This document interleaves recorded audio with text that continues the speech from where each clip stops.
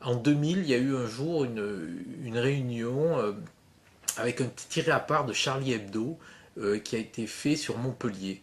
Et il y a eu une réunion au Diago où il y avait plein de monde et tout le monde disait ouais, il faut faire un journal, il faut faire un journal. Il n'y a pas de variété, si vous voulez. Vous avez d'un côté une information que je qualifie de national entre guillemets, qui est France Bleu, France 3, toute cette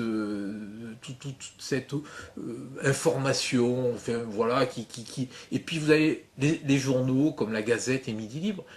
Et puis, il y a une place entre la PQR ou un hebdo local et PQR, qu'est-ce que ça veut dire pour les personnes qui... ben, la presse quotidienne régionale ou la presse hebdomadaire régionale, et puis l'info entre guillemets qui vient des entreprises nationalisées comme Radio France ou comme France 3, quoi, si vous voulez. Notre projet éditorial, c'est d'aller un peu plus loin, c'est-à-dire de laisser un peu plus de liberté aux journalistes et d'aller sur des niches où aujourd'hui il n'y a pas de monde, avec un ton un petit peu différent. Il y a 3 journalistes, et puis il y a deux écrivains, on va dire, il y en a un qui est un ex-journaliste, donc oui, ils n'ont pas tous la carte de presse, la majorité ont la carte de presse, mais il y en a certains qui sont des écrivains qui ont une plume qui correspond bien à l'esprit du journal, donc si vous voulez, ce sont des gens d'écriture. On s'est rendu compte au bout d'un certain temps que le côté satirique avait une place qui était difficile à gagner au niveau local et qu'il fallait être beaucoup sur l'info. C'est-à-dire qu'on est sur l'info, on sort des affaires, et même le Canard enchaîné est beaucoup sur l'info. Donc, bon, le Canard enchaîné, c'est 50 journalistes, c'est un peu différent qu'un petit journal qui se crée, à qui on met des bâtons dans les roues depuis le début, 20 à 25 procès, voilà, je veux dire, une cohorte de gens sont là pour nous mettre des bâtons dans les roues et nous faire tomber. Ce qu'il faut voir, ça c'est la réalité. De façon générale, des valeurs de liberté totale au niveau de l'information, de l'enquête.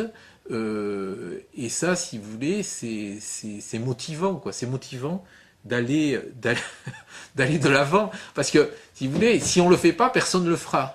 La presse et la politique veulent formater. Il faut que tout le monde ait le doigt sur la couture du pantalon. Faut que tout le monde... Vous savez, on est considérés comme des vilains petits canards. Le fait de venir nous interviewer, ça prouve qu'on est encore comme dans un pays démocratique, mais c'est une censure plus vicieuse, plus... Mais c'est une censure juridique, en voilà, fait. juridique, économique aussi. Donne-moi un exemple peut-être aussi. Ben, regardez, dernièrement, dernièrement, oui, ben alors il y a l'histoire des nouveaux arrivants. très intéressant. Donc, j'ai demandé à la ville de Montpellier, qui accueille chaque année 500 nouveaux arrivants. Ils organisent une grande fête, tout le conseil municipal se présente, la ville, tout. Si je pouvais, avec mes confrères journaux, présenter notre journal. Donc, bon, ils m'ont dit oui, mais ça a déplu à 50, voire plus, à 80% du conseil municipal, qui l'ont fait savoir au cabinet du maire. Donc, voilà, si vous voulez... Ce qui est assez paradoxal quand on sait que Montpellier est un peu, enfin, par l'intermédiaire de Georges Frêche, qui est aussi une ville un peu censurée finalement. Puisqu'il y a eu un refus du Parti Socialiste. Oui, mais enfin, vous savez... Donc finalement, tout le monde se censure, c'est un peu le chat qui se mord la queue. Voilà, finalement. C'est les nouveaux arrivants, et puis Georges Frêche, lui, il a été un peu... pas foutu dehors, mais bon, on lui avait fait comprendre qu'il avait plus sa place au Parti Socialiste, parce qu'il Mais la censure est pernicieuse, parce que la censure est aussi économique. Bon, elle est judiciaire, c'est-à-dire qu'on nous harcèle sur le front judiciaire. Mais dernièrement, le site, la Montpellier Journal, qui est un excellent site, il a donné les subventions qu'avait la Gazette de Montpellier. Eh ben, la Gazette de Montpellier sur l'année dernière a eu 1 700 000 € de subventions de la région. Est-ce que il y a une logique économique, c'est-à-dire sur 1 600 000, c'est-à-dire presque à quelques milliers d'euros près, presque autant que Midi Libre. D'accord. Ben, les subventions, elles viennent de l'argent du contribuable, et l'argent du contribuable, il devrait être donné de façon équitable à tous les médias. D'autant plus qu'aujourd'hui, si vous voulez, cette liberté, il faut se battre pour cette liberté, parce que, bon, le formatage nous guette, et la mainmise économique comment dirais-je, de la politique aussi sur l'information de façon pernicieuse aussi nous guette. Donc, moi, si vous voulez, mon objectif, c'est de durer, c'est d'essayer de développer, et ça marche. Maquiller une dépêche d'AFP ou arranger une dépêche d'AFP pour la redonner sur Internet, sur un site, bon, ça n'a pas d'intérêt. Mais nous, si vous voulez, on a vraiment une valeur ajoutée. Donc par rapport à ça, si vous voulez, voilà, on a décidé alors, La valeur ajoutée est uniquement sur l'agglomération de Montpellier pour l'instant. Enfin, vous couvrez uniquement. on couvre l'Hérault, D'accord, ce qui est déjà le département de l'Hérault, avec un maillage plus serré sur l'agglomération de Montpellier et la partie est de l'Hérault, et un maillage un peu moins serré sur la partie biterroise et la partie ouest de l'Hérault. Il n'y a pas de censure dans notre journal. Hein. Il n'y a aucune censure. Même, parfois, ça nous... Parce que parfois, on a des retours de bâton, on passe des choses... Par et rapport à puis... la ligne éditoriale, je crois. Hein, c'est que le fait de ne pas avoir de ligne éditoriale, il peut y avoir un peu... Alors, c'est pas, je ne suis là pour vous agresser, mais il y a un peu du tout et du n'importe quoi. Enfin, les mauvaises langues parlent comme ça, peut-être. Le fait qu'il n'y ait pas que ça soit classé, finalement, qu'il y ait une direction. Alors, Ça c'est-à-dire... peut être finalement retour de bâton aussi ou... Non, c'est-à-dire que, bon, on dit... Certaines personnes qui nous aiment pas ou qui nous lisent pas disent qu'on aurait tendance à être poujadiste. Voilà. C'est peut-être ce côté d'absence de ligne éditoriale. Ça veut dire que clairement, on n'a pas de camp. Alors, quand je dis un camp, c'est-à-dire que les journaux, ils roulent pour un tel ou ils roulent pour un tel autre. Nous, quels sont les camps alors? nous, on n'a pas de camp. Pas les vôtres, mais en règle générale, c'est quoi? C'est toujours ce côté bipolaire, c'est-à-dire la gauche ou la droite. Voilà, la gauche ou la droite. Nous, on n'a pas de camp. Alors, on a, on sort demain un journal sur l'UMP. Bon, ben, j'ai eu des échos comme quoi l'UMP, on agaçait l'UMP, on agace la gauche, on agace un peu tout le monde. Est-ce qu'il y aurait une place pour le centre, peut-être Moi, je sais pas, moi je suis pas un observateur politique. Simplement, je pense que on est un peu un aiguillon. Mais quand on parle par exemple d'argent et de dépenses publiques pharaoniques, voilà. Alors tout de suite, vous tombez dans des voilà, vous n'avez pas le droit, vous devenez anti-parlementaire parce que vous parlez d'argent et tout et tout. On nous l'a fait 25 fois au moins, si ce n'est plus.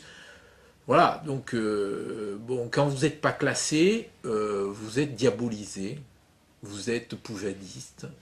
Si ça leur fait plaisir, qu'est-ce que vous voulez que je vous dise? Si c'est ça, ne pas avoir de ligne éditoriale, on a une ligne éditoriale, c'est-à-dire on est un journal qui mettait en avant la liberté et la tolérance. Voilà, vis-à-vis d'un système qui est parfois un petit peu excessif en matière, par exemple, de dépenses publiques ou d'impôts, de choses comme ça. Ça arrive. Mais voilà, on met en avant ces points-là, on y revient. Il y a des gens qui sont excédés, il y a des gens qui n'arrivent plus à payer. Mais je suis désolé, la presse le dit peu, nous on le dit. Bon, j'envoie un journal à la médiathèque de Montpellier. À Montpellier, il doit y avoir une dizaine de médiathèques dans l'agglo. Il n'y en a aucune qui s'est abonnée au journal.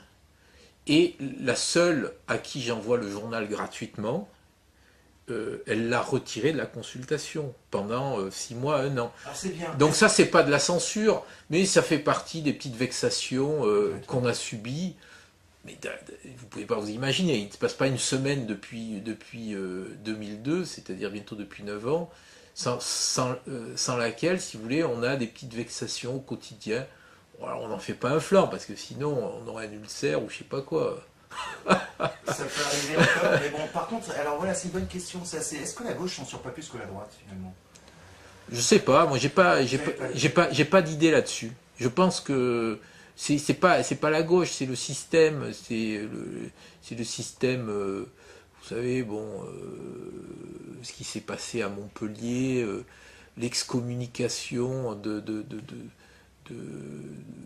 des gens qui étaient avec Georges Frêche parce qu'ils n'étaient pas dans la ligne du parti. C'est une gauche protestante qu'on a visiblement en France actuellement. Alors bah, je sais pas. Je sais pas trop. Je sais pas trop si elle est protestante ou catholique, je sais pas, mais bon. En tout cas, très austère, visiblement. Parce que donc il y a des sanctions qui ont été reprises. Mais il y a des sanctions. Martine Aubry, je ne sais pas si elle est catholique ou protestante. Mais en ça. tout cas, il y avait une histoire de tronche pas très catholique.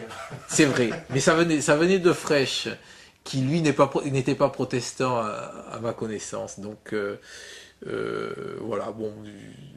Voilà, je ne sais pas si vraiment on peut dire qu'il y a une censure de gauche ou de droite. Bon, il y a des comportements de partis politiques qui font qu'ensuite, quand vous êtes un journal à la marge et quand vous dénoncez des choses, eh bien, vous êtes tout de suite mis sur le côté, quoi. Est-ce que vous allez intégrer de la vidéo, par exemple? Parce qu'il y a pas mal de web... Ben moi j'aimerais bien en intégrer de la vidéo, mais le problème c'est que bon, il faut du temps, il faut des talents, il faut des... mais je serais tout à fait favorable à ce que, si je trouvais quelqu'un qui fasse de la vidéo sur le secteur, pouvoir balancer des vidéos, parce que c'est une réelle valeur ajoutée. Aujourd'hui, on est dans une société du multimédia, et le multimédia, ça veut dire que bon, le papier, l'avenir du papier est derrière lui, même si il existe aujourd'hui, et c'est une réalité. Mais l'avenir dominant du papier est derrière lui. Donc il y aura papier, il y aura Internet, il y aura la géolocalisation sur les smartphones, il y aura les tablettes. Aujourd'hui, on est multimédia ou on n'est pas. Est-ce que vous ne pensez pas que ça freine finalement la création, ou plutôt que ça crée de la frustration? Ben écoutez, c'est comme ça. De tout temps, les princes voulaient des gens qui les flattent. Alors aujourd'hui, on flatte de façon un peu différente, mais donc on donne des subventions à une presse ou à des journaux qui sont plutôt amis, et puis ceux qui ne plaisent pas parce qu'un jour ils ont glissé une vacherie, bon ben ceux-là ils sont écartés. Bon écoutez, voilà, je sais pas comment ça se passe ailleurs. Dans d'autres pays, peut-être ça se passe différent. Mais à mon avis, la démocratie aurait à gagner de plus je dirais, d'aider aussi un petit peu les médias, qui sont des médias de la différence, des médias de la dissonance, des médias de l'impertinence, et pas déverser uniquement des subventions sur des médias de la complaisance.